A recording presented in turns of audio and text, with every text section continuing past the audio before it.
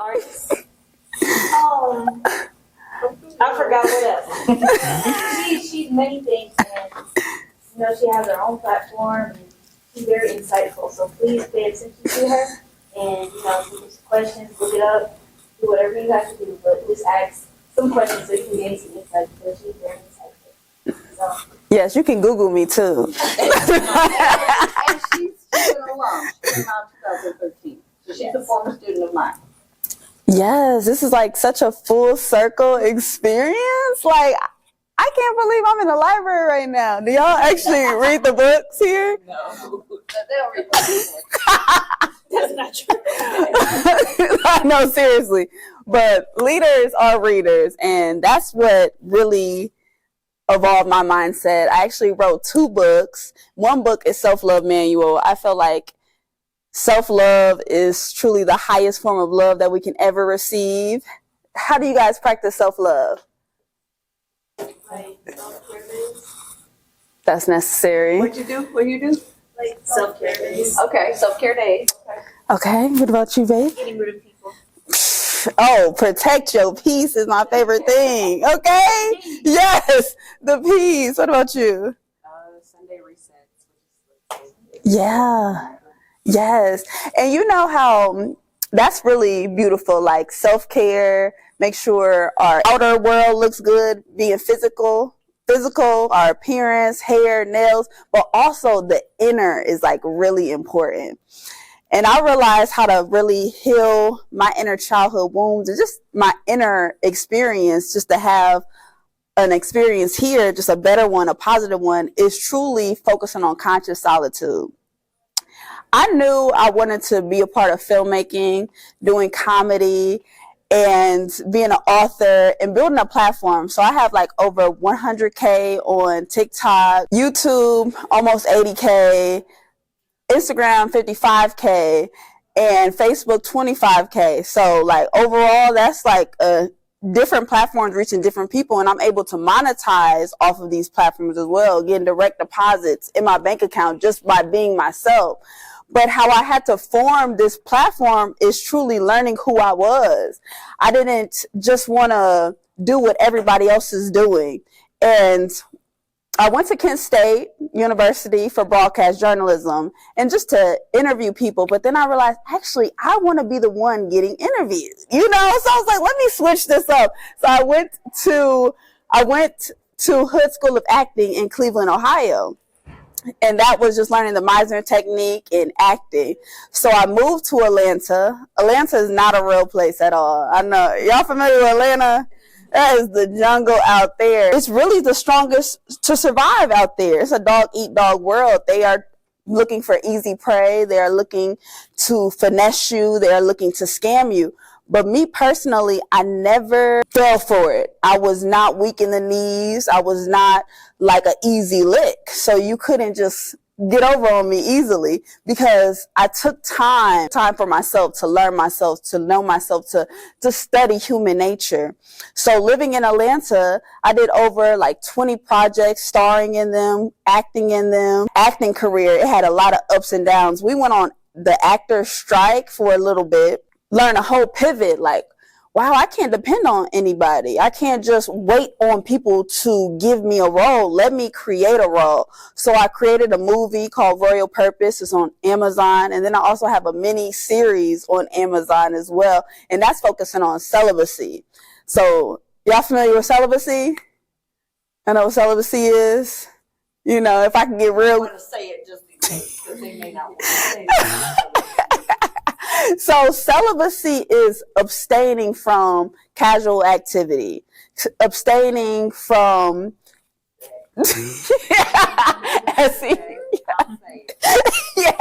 yes. And I really feel like that played a huge role in the woman I am today because I eliminated that. I stopped participating in fleshly activities. I stopped being mesmerized and hypnotized out here. I feel like love sometimes can be a spell and we get lusted over, or we fall into lust, and that can really distract us from our own goals. So I've been practicing celibacy since I've been 22, I'm 30 now. And that focused on the inner. How we were talking about self-care, the spiritual hygiene is within. So learning who you are from the inner and protecting your peace is like so key out here, because people will drain you. It's energy vampires out here that's just feeding off of your energy. And we honestly have been taught very wrong and very flawedly, because we feel like we have to search for external validation in this world, when really all the validation comes from within. Did y'all see what happened yesterday with Facebook and Instagram? It was down. Oh, y'all thought it was in school. Girl, everybody was on a panic, okay? They was on a panic. And imagine that's how some people get paid off of Instagram. Like, we are really like a crack fiend for Instagram and Facebook these days, like itching, because we are really seeking that external validation from outer when it really comes from within. So knowing that we can't rely on these things, social media, it does not define you. Your job does not define you. Yes, I do these things like acting, but I am not, that is not me. I really want to focus on the inner me, not just the outer, because we can get so hypnotized off of our ego and feeling prideful, feeling like we're better than, but we're all just human and having a human experience here. And it's really a spiritual one at the end of the day. And I feel like we're living in the Matrix. Y'all ever seen that movie before? The Matrix? So you I know it's a different experience. So I told Miss Rich, I want to title this "To Break Free from the Matrix," because we're constantly in this, but we don't know how to break free from it. A lot of people are now really depressed. They are really hard on themselves. They are really taking this life very seriously. And I'm just like, where's the smiles, you know? Like, where's the playfulness? Where's the energy? Especially at y'all age, y'all should be kikiing. Y'all should be laughing, but a lot of things are being taken too seriously. And it's like, y'all didn't even really get to experience life yet for real. And this is the time to play. This is the time to enjoy. This is the time to love. This is the time to network with your peers. This is the time to make friends, because yes, we might get rejected by making new friends and new people, but that's just teaching you more life experience as you grow and evolve in this life. Because a lot of times we feel like we are alone, but it's because you're not connected with yourself. And a lot of times we are all just trying to figure out this journey. We're all trying to figure out this rodeo here. It's all of our first rodeo.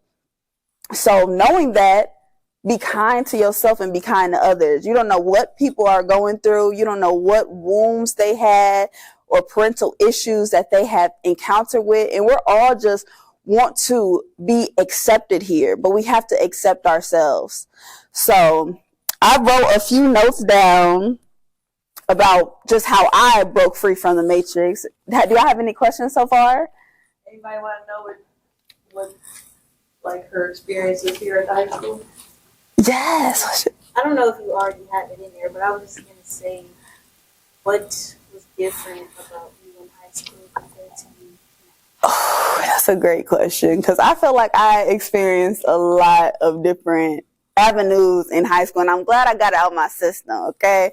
Because I was boy crazy in high school, stayed with a little boyfriend. I was the mean girl. I was the popular girl. I was the class clown. I was loud. You know, I was never a fighter, though. I never got suspended for fighting, because I'm a lover, not a fighter. I do not want no smoke. Please don't hit me, because I will call the police. But I realized, like, getting all of this stuff out of my system and realizing, like, being mean is not cool. Like, being a bully is not cool. Like, and I really wish in high school I was more like active and involved, like how you guys are, like going to these clubs, going to these meetings, doing sports, like meeting new people, not just being so like mesmerized on the wrong things, because a lot of times these temporary relationships will distract us, and they really are temporary. They're just a stepping stone to getting your heart broken. And we all gonna experience getting our heart broken before. Have y'all ever got heartbroken before? How did you recover? Don't run. Don't exercise. Cry. Yes, let it. Run some more. I just recover. You just have to like block them. Yeah, delete, block. Yeah, in real life and online, and it helps, as you won't be reminded of what used to be and what could be. Yes, that's. Don't ever get a tattoo. Wait, you talking about like matching tattoos or something? Yup. Aren't you glad we didn't go through getting matching tattoos? Right. Or You look, you're like, oh my God, I hate that time of my life. or go half on the baby with them too. Okay, we ain't gonna. More permanent. That's right. That is something. That is something serious. Imagine looking at a human every day. Like, hey, I got you with me. So, not just a tattoo, but deleting, blocking them is a good thing. And especially like those shoulda, coulda, wouldas. Like, we are trying to predict a future with this imaginary person. We are mesmerized over them, infatuated, and that can be really dangerous when we start idolizing our crushes, idolizing people, and putting them on a pedestal, because they are just as human as we are. They are flawed.